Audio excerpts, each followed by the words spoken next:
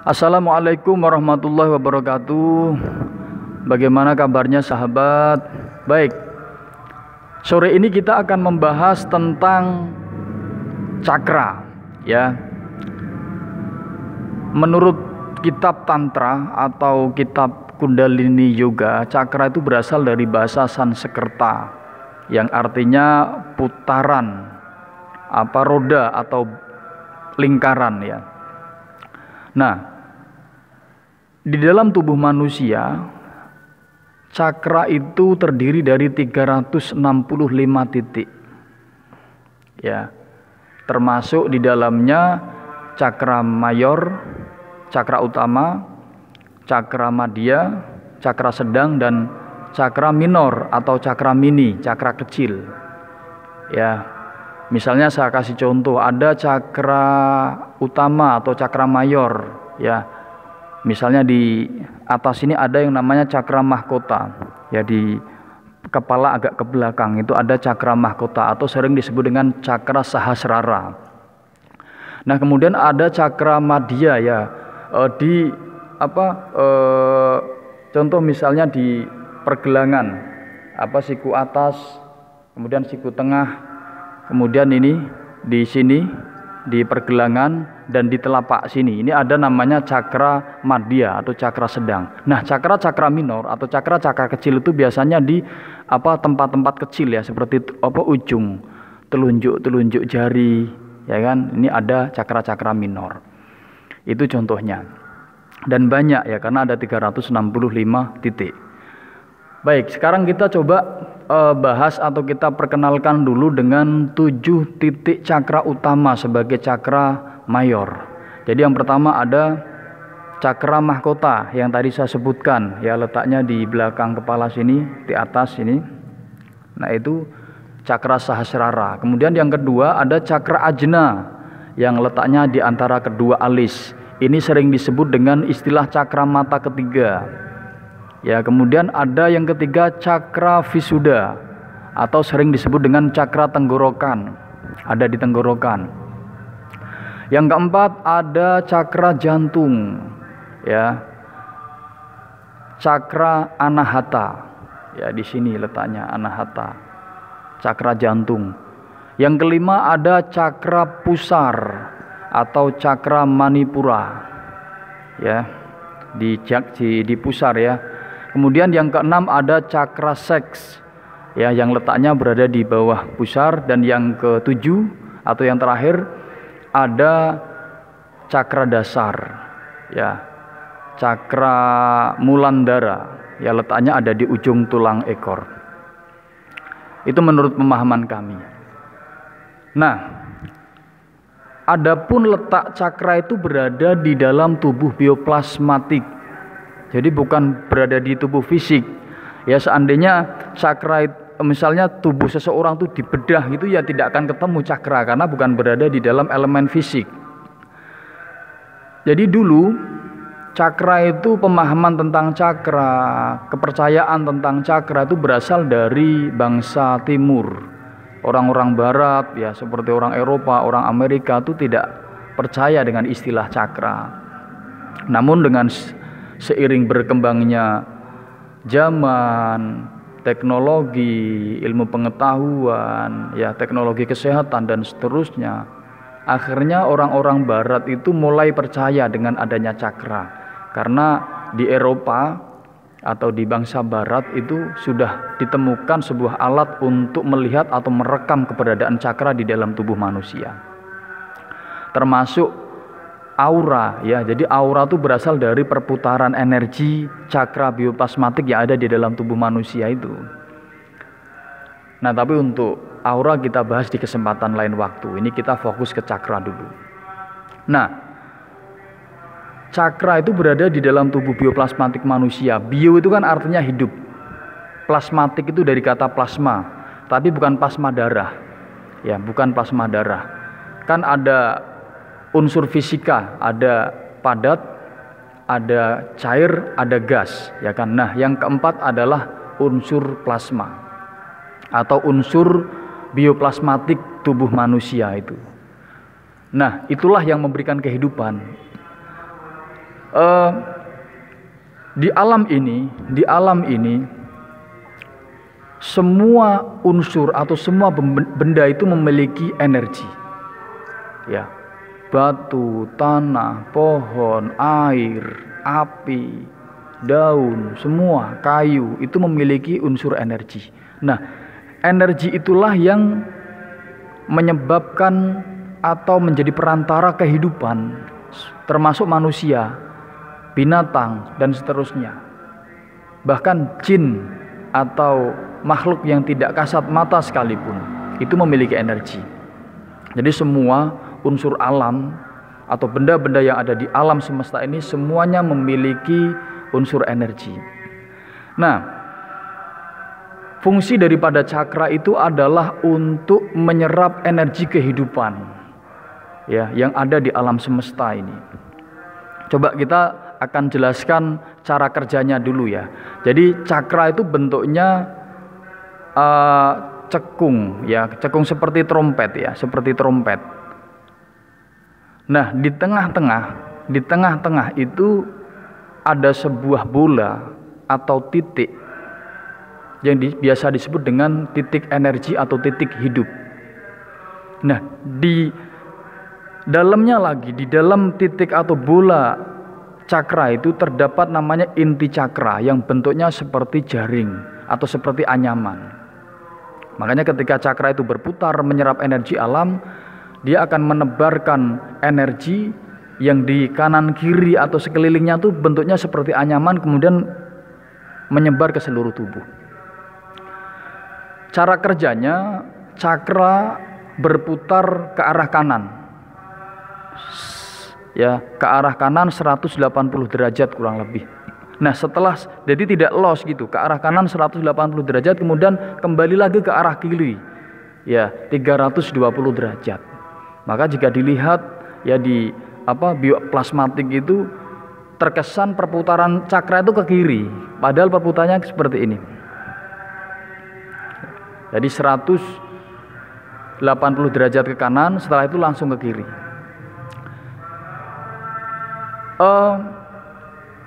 Cakra itu berfungsi untuk menyerap energi kehidupan alam semesta. Ya, jadi ketika cakra itu berputar, cakra itu menyerap energi-energi kehidupan yang dominan masuknya melalui cakra mahkota, kemudian ke cakra ajna, langsung turun ke cakra jantung. Ya, cakra tenggorokan lewat langsung turun ke cakra jantung. Nah, setelah itu mayoritas atau sebagian besar cakra dari jantung itu akan dialirkan ke tangan, kemudian lepas ke telapak tangan. Nah, dari telapak tangan itu diserap oleh bumi, kemudian muncul lagi dari bumi berwarna hijau. Kemudian dari bumi itu diserap lagi oleh tubuh manusia. Ya, mayoritas penyerapannya dari jantung dan dari cakra dasar.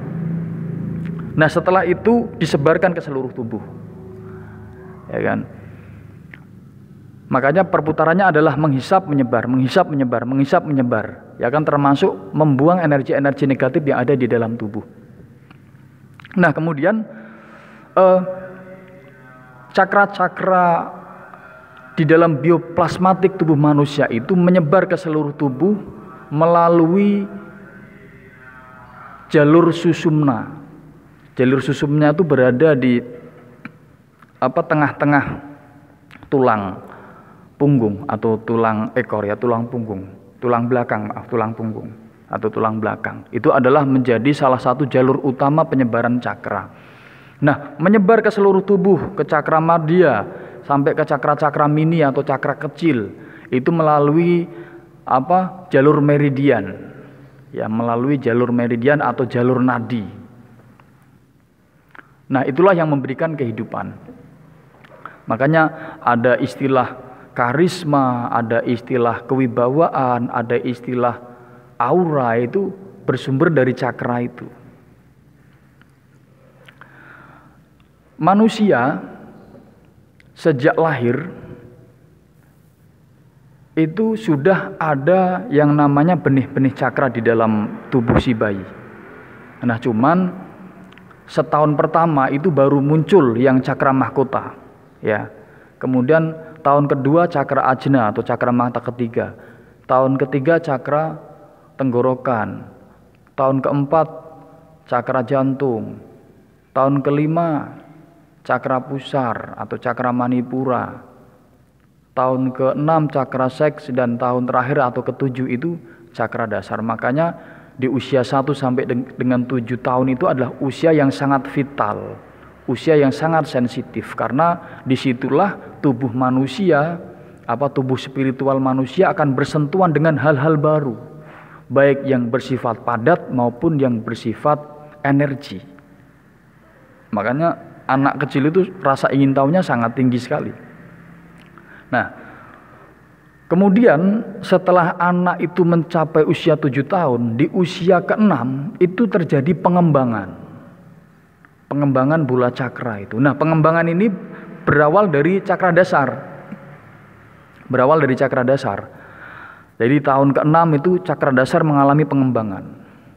Pengembangan bentuk fisik, pengembangan perputaran, pengembangan penyerapan energi, dan seterusnya dan seterusnya. Nah, kemudian tahun ke-8 ya, tahun ke-8 itu dari cakra dasar, karena setelah tahun ke-7, tahun ke-8-nya mengalami pengembangan cakra dasar. Nah, tahun ke-9 itu cakra seks mengalami pengembangan. Ya. Kemudian tahun ke-10 itu cakra pusar mengalami pengembangan. Ya. Tahun ke-11 cakra jantung mengalami pengembangan. Tahun ke-12 cakra tenggorokan atau cakra visuda mengalami pengembangan. Ya. Kemudian tahun ke-13 cakra ajna mengalami pengembangan. Nah, tahun ke-14 cakra mahkota mengalami pengembangan. Nah, begitu seterusnya setiap 7 tahun. Jadi setiap 1 tahun masing-masing cakra mengalami pengembangan. Sampai di usia yang sangat matang untuk benar-benar mendapatkan kedewasaan secara matang dan sempurna itu di usia antara 40, 45, 50. Nah,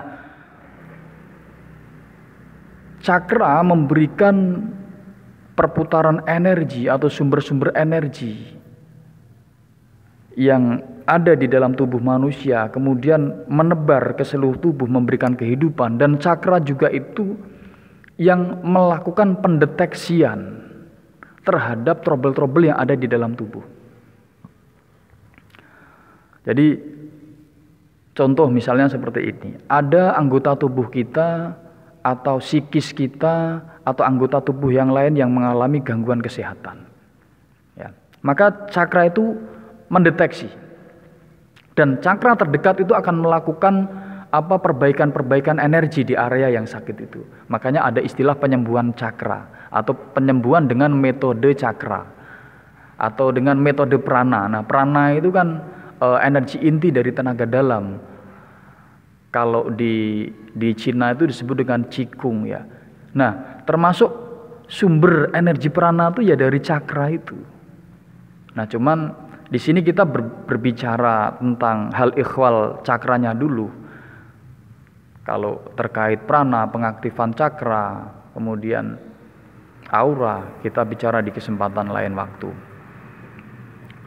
Nah, cakra itu sendiri selain berperan menebarkan menyerap energi alam, kemudian memberikan energi kehidupan di dalam tubuh manusia, mendeteksi trouble-trouble yang ada di dalam tubuh manusia, cakra juga berperan dalam melakukan proteksi terhadap kuman, virus, bakteri, atau energi negatif lainnya. Karena yang diserap oleh cakra. Jadi cakra itu memang sangat cerdas. Jadi sangat paham dan sangat tahu apa yang dibutuhkan oleh tubuh manusia atau tubuh tuannya. Jadi dia akan menyerap energi alam sesuai dengan kebutuhan ruhani, jasmani ataupun bioplasmatik itu sendiri. Jadi diserap sesuai dengan kebutuhan. Makanya kalau kita melihat cakra itu, ya kan, bagi yang mata ketiganya mungkin sudah aktif kan bisa dilihat, atau misalnya pakai alat yang bisa melihat, merekam atau memotret cakra, energi perputaran cakra itu berwarna-warna energi perputarannya itu. Jadi sebagai poros energi. Jadi ketika cakra berputar itu akan terjadi pusaran, ya, pusaran energi yang titik utamanya ada di inti cakra yang tadi bentuknya seperti anyaman itu, kemudian titik tebar atau titik pengolahan intinya berada di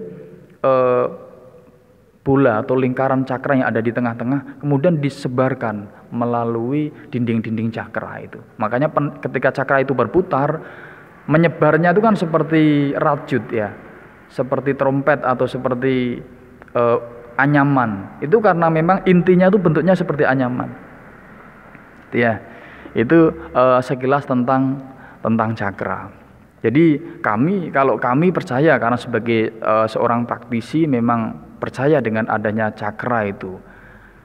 Dan jika dilihat dengan mata ketiga, ya, yang sudah aktif 100% itu sangat jelas sekali.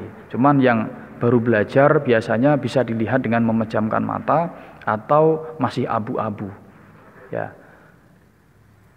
Itu sekilas tentang cakra. Terkait dengan metode pengaktifan itu ada banyak metode, ya.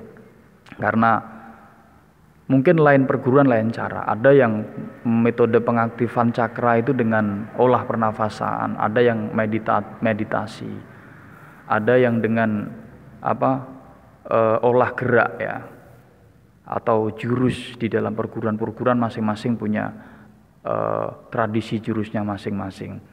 Kemudian ada dengan yoga, bahkan ada dengan zikir atau mantra. Kalau di orang-orang pedalaman itu biasanya dengan menggunakan meditasi dan mantra. Itu sekilas tentang cakra, gambaran kecil saja. Nah, ketika manusia itu meninggal atau mati, maka perputaran cakra itu akan berhenti. Perputaran cakra itu akan berhenti. Dan energinya udah kelabu atau hitam. Makanya kalau orang meninggal itu selain metabolisme tubuh yang sudah tidak bekerja, unsur-unsur gas, padat, cair yang semuanya mematikan fungsi, bioplasmatiknya juga perputarannya berhenti. Nah, cuman ada istilah sukma atau nyawa itu, ya. Nah, itu sudah lepas dari raga manusia. Itu sekilas tentang cakra, sahabat sekalian. Ya, sekedar berbagi pengalaman atau berbagi ilmu saja. Mungkin di lain komunitas atau di lain perguruan pemahaman tentang cakra bisa jadi berbeda, ya. Mungkin menyebutnya bola energi atau 7 titik inti atau 365 meridian dan lain sebagainya. Itu, ya, kawan-kawan, semoga bermanfaat. Kita sharing-sharing saja, bukan bermaksud untuk minteri atau menggurui, karena saya yakin pendengar sekalian di luar sana banyak orang yang jauh lebih paham, jauh lebih menguasai keilmuan tentang cakra atau teori-teori tentang cakra. Mohon maaf jika ada kekurangan, mohon kalau ada yang salah untuk bisa diingatkan, untuk bisa dibenarkan, ya, karena salah itu milik saya, kebenaran itu milik Tuhan. Terima kasih, semoga bermanfaat. Selamat sore, selamat berakhir hari. Mungkin lelah, capek, letih setelah bekerja, selamat beristirahat dan sukses terus untuk Anda sekalian, para sahabat, para pendengar sekalian. Tetap sehat, tetap kuatkan jasmani, rohani, kuatkan iman, kuatkan takwa, dan insya Allah manusia adalah makhluk yang sempurna, yang memang diciptakan Tuhan untuk bisa dan menggali potensi-potensi yang ada di dalam dirinya, termasuk menggali potensi-potensi yang ada di alam sekitarnya. Selesai. Wassalamualaikum warahmatullahi wabarakatuh.